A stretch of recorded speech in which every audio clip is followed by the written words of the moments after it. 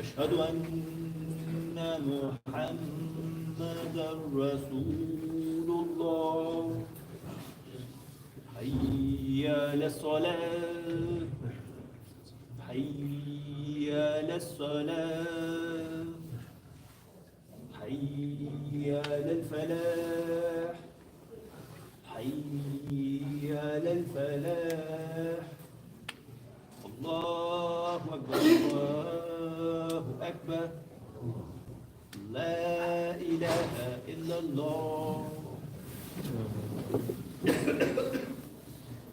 إن الحمد لله نحمده ونستعينه ونستهديه ونستغفره ونعوذ بالله من شرور أنفسنا وسيئات أعمالنا من يهده الله فلا مضل له ومن يضلله فلا هادي له وأشهد أن لا إله إلا الله وحده لا شريك له وأشهد أن سيدنا محمدا عبده ورسوله خير نبي اجتباه وهدى ورحمة للعالمين أرسله بالهدى ودين الحق ليظهره على الدين كله ولو كره الكافرون. اللهم صل على سيدنا محمد وعلى آل سيدنا محمد كما صليت على سيدنا إبراهيم وعلى آل سيدنا إبراهيم وبارك على سيدنا محمد وعلى آل سيدنا محمد كما باركت على سيدنا إبراهيم وعلى آل سيدنا إبراهيم في العالمين إنك حميد مجيد.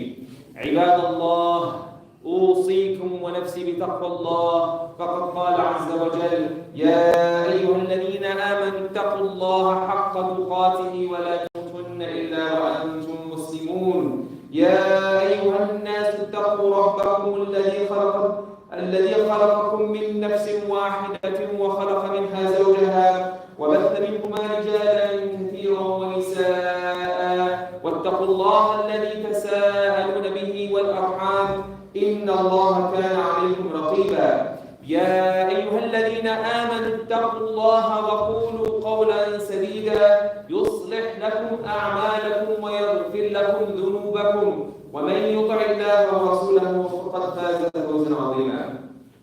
Indeed, all praises to Allah subhanahu wa ta'ala.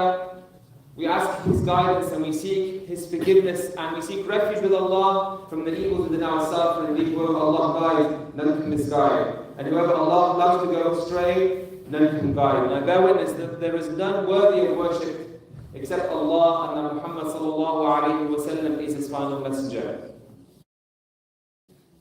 I say peace and blessings, and I ask Allah to send peace and blessings on His final messenger Muhammad sallallahu alayhi wa sallam, and I seek you all to have consciousness of Allah subhanahu wa ta'ala in public and in secret. We go through phases in life. Sometimes we're sad, and that intensity can increase depending on the situation. You have those moments of severe sorrow, which are juxtaposed with those moments of elation and happiness and joy and beauty. We go through periods of our life when we are preparing for things and learning and understanding. And then we go through periods of time where we are giving back and defending and explaining.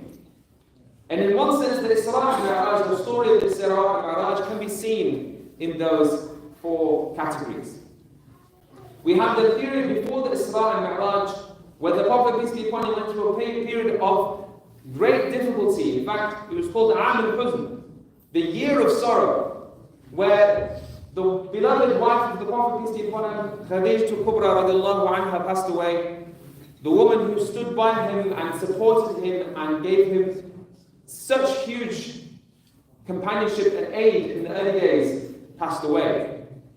And his uncle who protected him, who stood up against the Quraysh and defended him, also passed away. They had the period of time where they had 3 years where they were being boycotted, where nobody could buy or sell food from Bani Hashim. It got so difficult that they would eat the grass. Then you have the period of elation, the part called the Mi'raj, where the Prophet peace be upon him goes through the skies and meets all the prophets, and then goes to Sidratul Muntaha with Allah subhanahu wa ta'ala. You have the point before the Mi'raj called the Isra, where the Prophet peace be upon him is going to Jerusalem.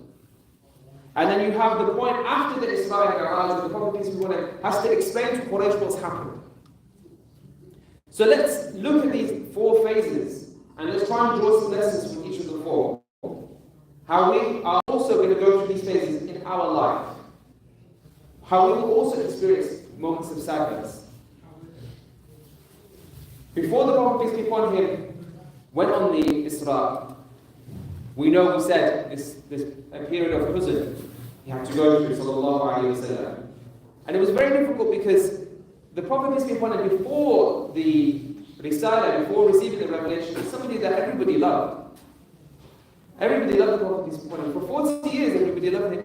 So much he was known as the Sadiq al-Amin. He had that reputation that he was the truthful and the trustworthy. You don't get given those titles if you don't have some really high status with people. So to go from that to being ostracized and punished and given all these difficult situations and difficult circumstances was very, very difficult. But then one often we can learn from the Prophet, peace be upon him, that we should also take when we go through periods of difficulty, is the way that we deal with this difficulty and who we complain to. Sometimes we'll complain to the wrong person. Somebody who can't really do anything about our situation. It might be a family member, it might be a friend, and all it does is it makes that person get annoyed with us. Oh, he's always so negative, she's always so negative. But the Quranic way of doing complaining is that you complain to Allah subhanahu wa ta'ala. قُلْ إِنَّمَا أَشْكُو بَثِّي وَحُزْنِي إِلَى اللَّهِ. That's what we hear in the Quran, that you complain to Allah subhanahu wa ta'ala. And this is the beautiful thing that the Prophet peace be upon him did before Isra and Mi'raj, when he went to Ta'if.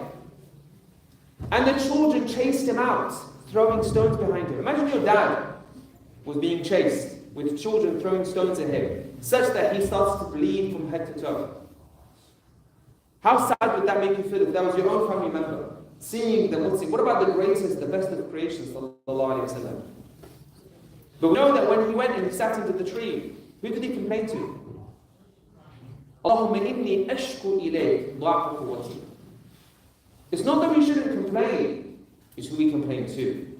He said, he made the famous dua, oh Allah, I complain to you my weakness, وَقِلَّةَ حِيلَتِي, and my inability to do something with this. وَهَوَانِ عَلَى النَّاسِ. People are, look what they're doing to me. People are throwing stones at me, doing all these things. أَنْتَ رَبُّ الْعَالَمِينَ. You are the Lord of the world. وَأَنْتَ رَبُّ الْمُسْتَضَعَفِينَ. And you are the Lord of all those weak people. وَأَنْتَ رَبِّي. And you are my Lord. You are my Lord. وَأَنْتَ رَبِّي. And then the dua finishes by saying, إِن لَمْ يَكُنْ عَلَيَّ غَضَبْ فَلَا أُبَالِي. As long, Ya Allah, if you're not angry with me, then I don't.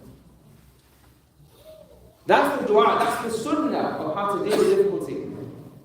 You should have a habit, I should have a habit of complaining to Allah subhanahu wa ta'ala. Don't whinge. You can whinge when you have that moment with Allah subhanahu wa ta'ala. And tell Allah all the things that's on your mind. Because Allah is the one who can do something about it. When you whinge to somebody, they can't do anything about it. So why are you telling them? Why are you complaining to somebody who can't do anything? It's like complaining to the wall. They think you're mad. Imagine you're standing there talking to the wall. Why are you talking to somebody who can't do anything? Go to the Creator who has everybody's hearts. He has control over them. That's a key sunnah that we learn. Because the Isra and Mi'raj could be seen as an answer to that dua. Could be seen as a response to the difficulties the Prophet peace be upon him was facing. Boycotting for 3 years. No one can buy and sell anything from you. Eating grass. The Prophet said they used to eat some food that he would smuggle under his armpit. Have you ever eaten food from underneath somebody's armpits? Can you imagine that food? The Prophet peace be upon him was eating that food. That's what they went through. Oh, the prices have gone up. Someone said to me this week, I spent £180 on shopping at Aldi. Outrageous. Aldi! But you haven't eaten food from underneath somebody's armpit. So this is a phase that we will all go through. We will have phases in our life of sorrow and difficulty. But we take from the seerah of the Prophet peace be upon him what we do about it. Because the answer to that was spectacular. وَمَنْ يَتَّقِ اللَّهِ يَجْعَلْ لَهُ مَخْرَجًا وَيَرْزُقُهُ مِنْ حَيْثُ لَا يَحْتَسِبُ. Allah says in Surah Al-Talaq, divorce, one of the most difficult situations you can go through. Whoever has fear and consciousness of Allah, Allah will find for them a way. And you will get your rizq from where you didn't expect. Why is this in Surah Al-Talaq? Because part of your rizq is your wife. Even if you get divorced, Allah might give you a new wife from a place you never even expected. So that's one of the phases of Isra and Mi'raj. The second phase was the preparation phase. It's not straight to the Mi'raj. No, we have to do the Isra first. And if there's ever been a time where the Isra has become more important, is in these difficult times when our brothers and sisters are suffering in Gaza. 26,751 people, I checked, for the Khutbah. It's like a population of people who have been killed, massacred. And we see the discrepancy, the way genocide is justified and explained through these convoluted ways of understanding logic, which make no sense. Because they're saying they're not going to stop. What, do you want to wipe out the whole population? And the majority of the kids, but these kids aren't innocent now. We went through years of being accused of being Muslims are extremists, and you have to get rid of extremism and all these things. And we see it. We see extreme people from other faiths. Why are they being called extremists? Why do they have prevents against them? Were they justifying the killing of innocent people from their holy books? The Prophet is the Prophet of Rahmah. You won't have proper Rahmah without the Prophet. وَمَا أَرْسَلْنَاكَ إِلَّا رَحْمَةً لِلْعَالَمِينَ. He is the one, رَحْمَةً لِلْعَالَمِينَ. He is the person who cares about everybody. That is ultimately what the Muslim cares. The Muslim cares about the Christians. The Muslim cares about the Jews. We're not allowed to indiscriminately kill people. That is our religion. So when the Prophet goes to Jerusalem, who does he pray in front of? They say 124,000 prophets in Masjid al-Aqsa. Because he is the leader of Isa alayhi salam, of Musa alayhi salam, of Ibrahim alayhi salam. If the people in Makkah don't see your status, this is the preparation for the Prophet, this is your true status. And if you doubt who you are, if you go to work and you're a minority and a bit embarrassed to pray at work and all these things, remember that you're Muslim. Remember who you are. Remember your name. Your name.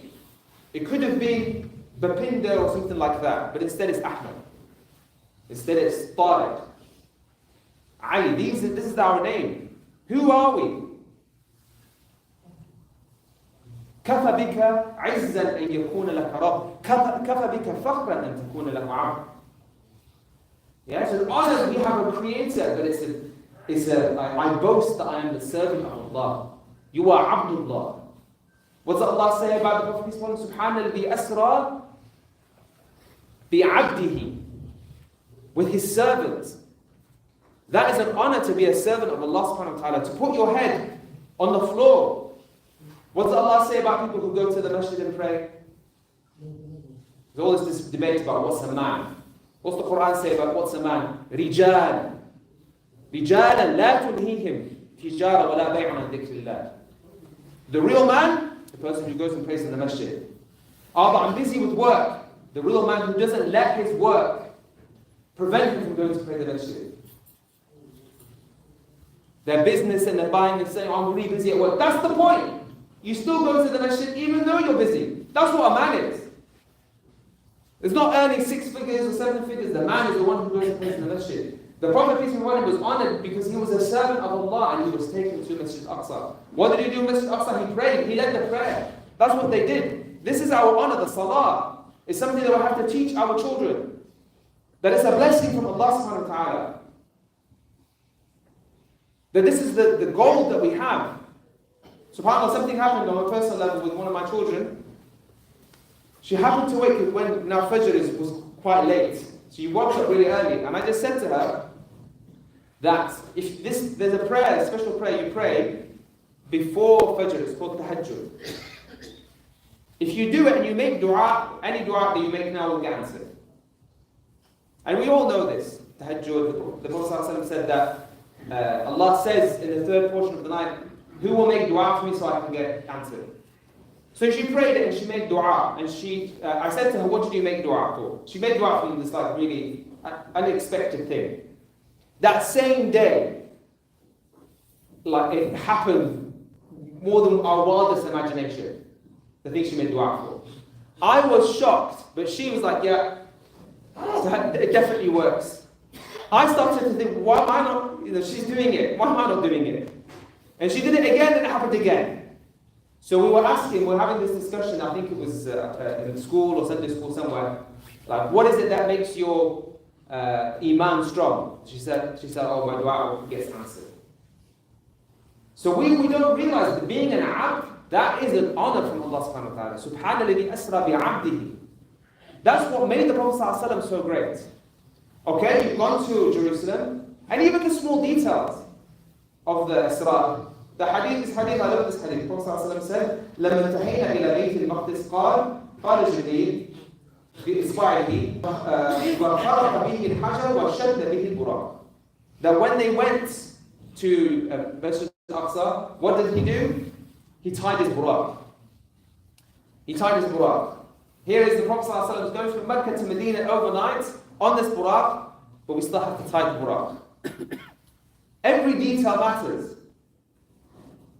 We have to take action. They didn't fly to Masjid al-Aqsa, they went on the buraq. We still have to take the actions, the steps.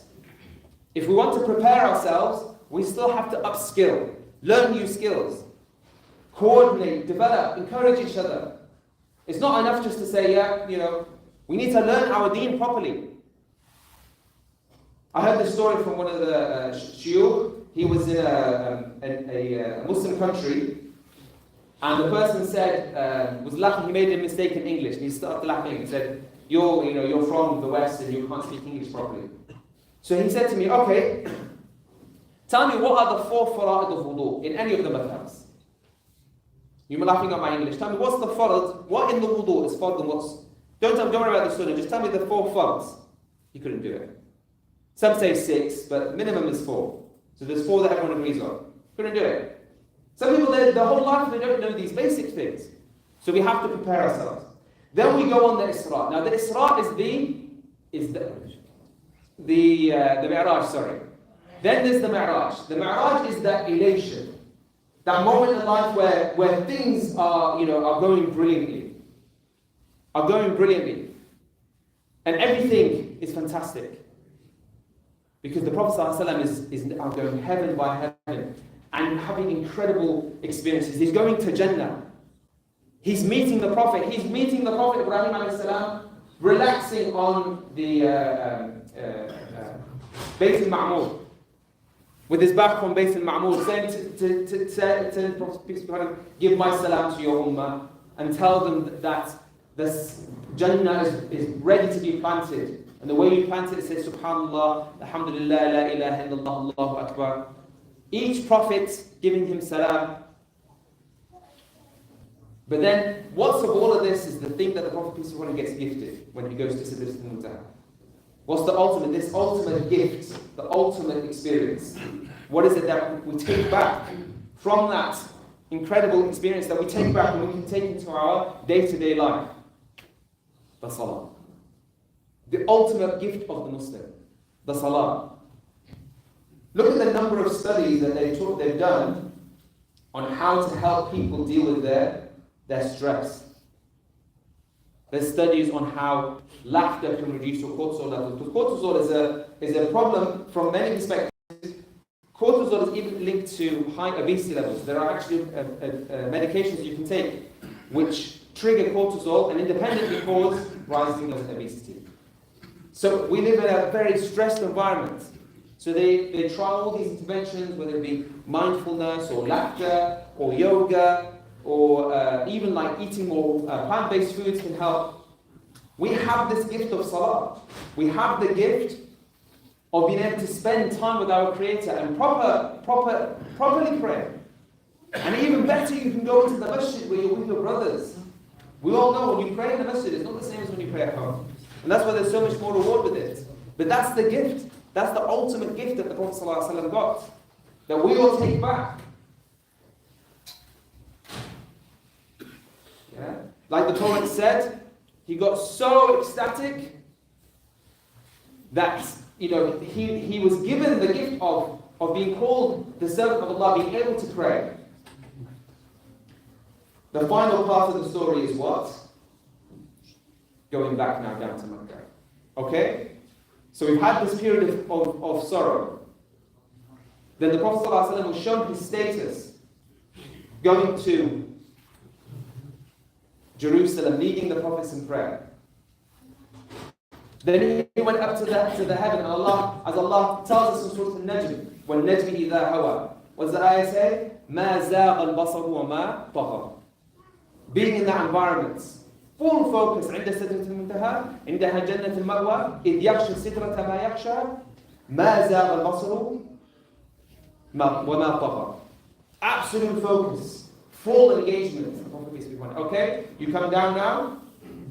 The Isra and Mi'raj was a difficult thing to explain to the people of Makkah, because unlike other miracles, it wasn't witnessed by the people. So some people were shaken. But you've had that preparation. The Prophet ﷺ is able to deal with what's happening, is able to explain. The Prophet tells us in the hadith, we know the hadith, لما كذبني قريش قمت في الحجر فجل الله لي بيت المقدس فتفقت أخبرهم عن آياته وأنا أنظر إليه. That he says that when they started to belie me, that when the Quraysh disbelieved me, I stood up in al-hajj and Allah displayed Bayt al-Maqdis before me, and I started to inform the Quraysh about the signs while looking. In other words, when we go through the requisite preparations, when we work on ourselves, we will then be put in situations where we can defend Islam. And we will have the tools to be able to do it constructively and effectively. But if we don't go through that preparation, if we don't turn to Allah subhanahu wa ta'ala and ask for help, we won't be used necessarily by Allah subhanahu wa ta'ala. They said, "Istaqdirna wa la tastabdilna." Use us, Ya Allah, don't replace us. يستبدل قوما غيركم ثم لا يكون أمثالكم. Allah says in the Quran, if you turn away, Allah will replace you with people and they won't be like you. So we want to be used by Allah subhanahu wa ta'ala. So the Isra and Mi'raj is a beautiful story of different phases that we may also go through in our life, and how the Prophet ﷺ turned to Allah subhanahu wa ta'ala and then went through this incredible experience to come back for a new phase of the da'wah. The new phase of the da'wah was going to involve migrating and all sorts of difficult things that were still to come. The story wasn't over. But it was an experience that gave the Prophet peace upon him and showed us his true status with Allah subhanahu wa ta'ala. أقول قولي هذا وأستغفر الله لي ولكم فاستغفروه إنه هو الغفور الرحيم.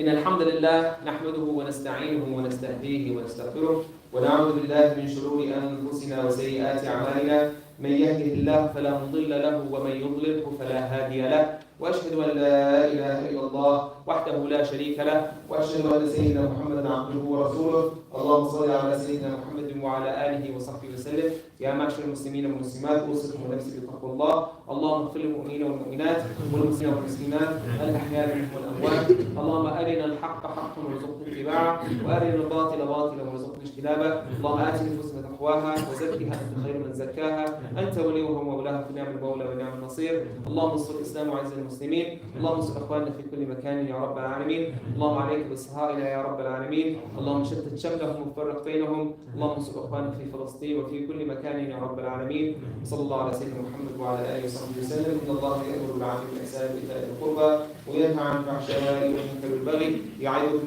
لعلكم تذكرون وأقيموا الصلاة. الله أكبر الله أكبر أشهد أن لا إله إلا الله أشهد أن محمدا رسول الله حي على الصلاة حي على الفلاح قد قامت